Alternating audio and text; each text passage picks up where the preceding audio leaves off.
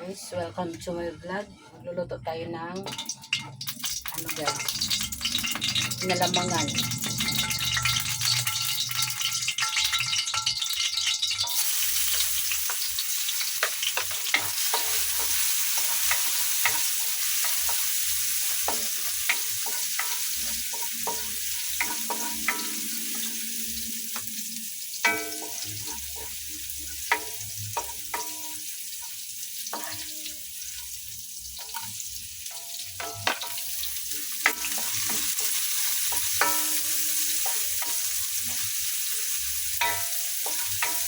Inalamangan guys. Alam niyo yung ulam na may alamang. Sarap yun guys. Karning baboy na may alamang. Maglalagay tayo ng luya. Kamatis sa pakulay sa ating ulam.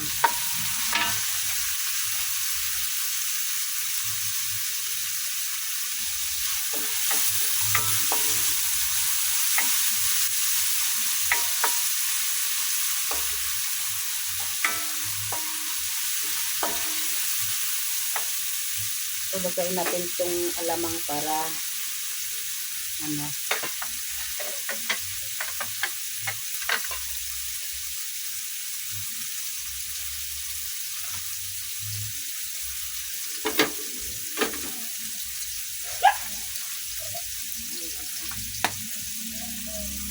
tulugayin natin yung alamang guys.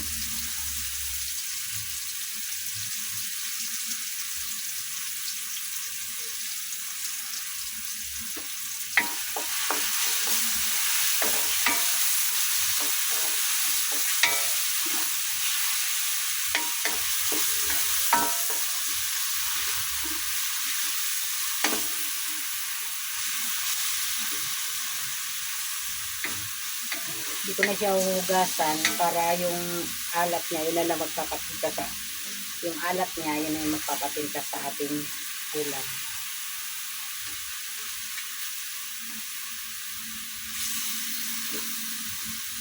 Hindi ko na siya hugasan para yung alat niya, ang ating alamang, yun na po yung magpalasa sa ating binagoongan na karne. So, ilagay na natin ito.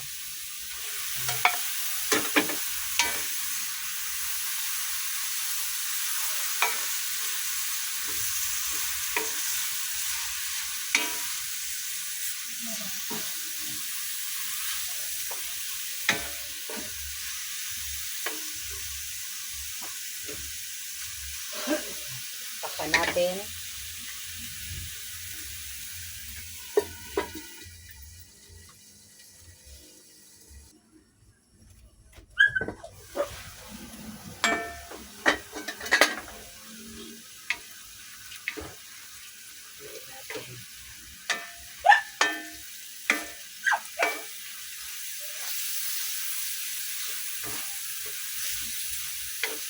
Lagyan natin ng tubig guys, isang litro para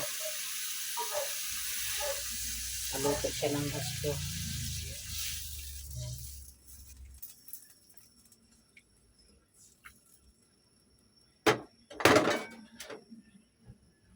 Maliit. Yung kawali, yung takip ng kaldero. Oh, pa. Yung kaldero.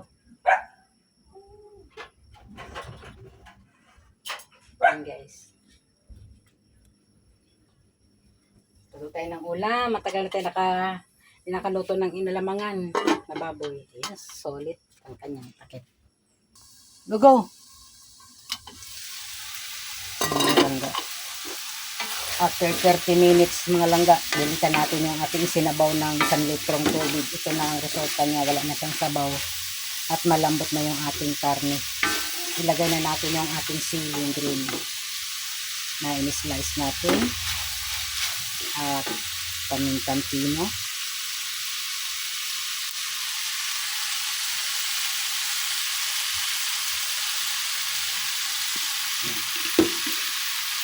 Lagyan natin. Lagyan na natin yung ating gata.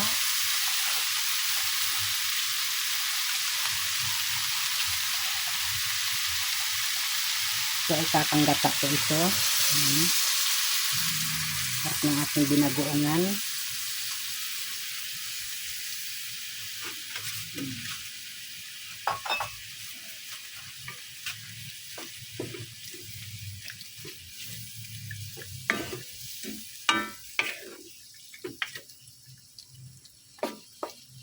Lagyan natin ng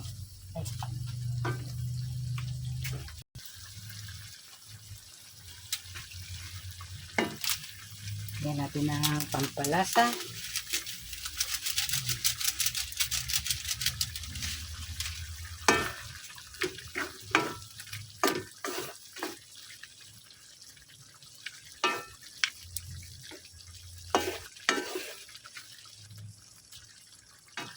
Natin. Sakto lang.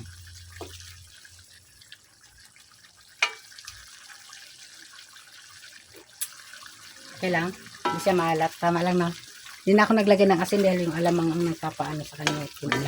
Okay na? Siyempre. Malambot na siya mga langga.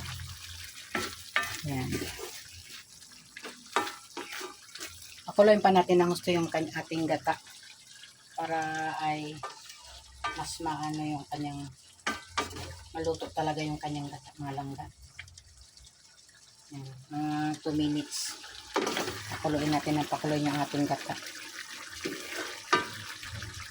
Sarap mga langga yung ating binagoongan. Yan. Hindi yan matatawag na yung sinasabi ng Bicol Express dahil may bagoong po yan. Kaya ang tawag dyan ay binagoongan. Yan. Sarap. Hindi na ako magdadagdag ng tama na yung ating nilagay na gata, So yun mga langga, maraming salamat sa inyong panonood. Yan. At kung gusto niyo ang aking video, pa-subscribe na lang mga langga. Thank you for watching mga langga.